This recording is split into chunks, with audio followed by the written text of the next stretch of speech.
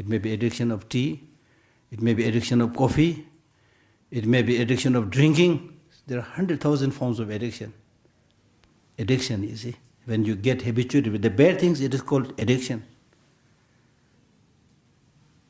So we all have this addiction. So the purpose of such Buddhist teachings is to make the positive connection, to get habituated with the positive ways of life thinking. And this is what is meditation. Meditation means get habituated. Meditation is not just sitting in a corner and closing your eye. Meditation means getting habituated with the positive ways of thinking. We'll read this later on in the text itself, where Tsongkhapa says that your mind is controlled, you are controlled by your mind. Clear? You are controlled by your mind. And your mind is controlled by? Your mind is predominantly controlled by negative emotions.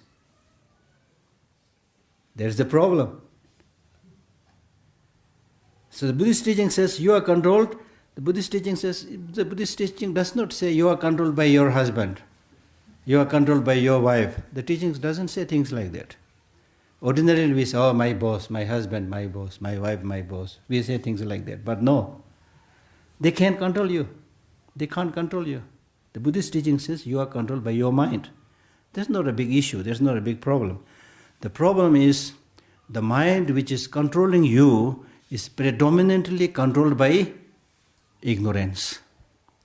Predominantly controlled by negative emotions. Now imagine if a country is controlled by a dictator, big problem. So when you are predominantly controlled by negative emotions, your leader is predominantly negative emotions. How are you going to have that? Forget about long-lasting peace and happiness. How are you going to get happiness and peace? So therefore, right now, our bosses are self-cherishing attitude and self-grasping mind. Self-cherishing attitude, self-grasping mind. Self-grasping mind means seeing things as having inherent independent existence. Self-cherishing attitude means thinking just about oneself and completely ignoring the needs of other people, other sentient beings. So these two are controlling our life right now. They have already captured the headquarters of our mind. They have already, mark my words, they have already captured the headquarters of our mind. And nobody is rebelling. We have already submitted and accepted their dictatorship. And they are just sitting in the headquarters of our mind and sipping nice cup of tea and coffee because nobody is saying anything against them.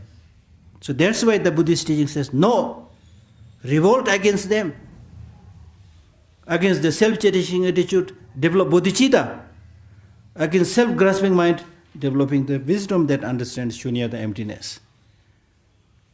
So therefore, Buddhist practice means to revolt against these negative emotions and to firmly tell them, enough is enough. Gone are the days when you controlled me.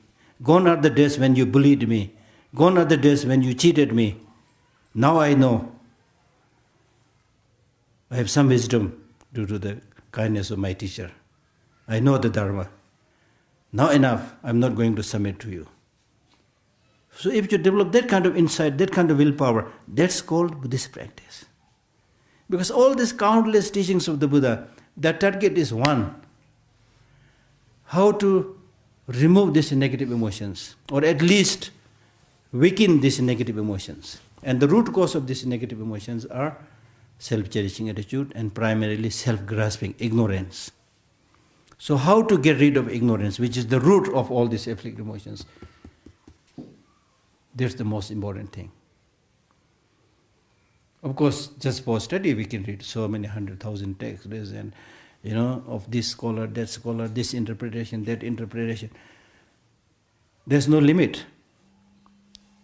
But you don't have to, if you don't have the time, you don't have to do all that. If you're thirsty You need to drink water, that is for sure. But you don't have to drink the whole ocean. Do you have to drink the whole ocean?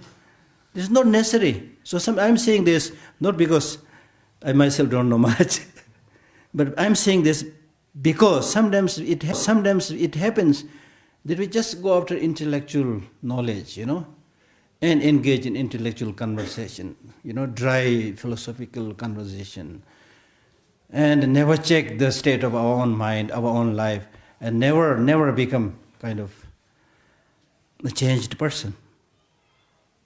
So Dharma is sometimes difficult, but sometimes if you know the trick and if you have the commitment, if you start doing, you can see miracles.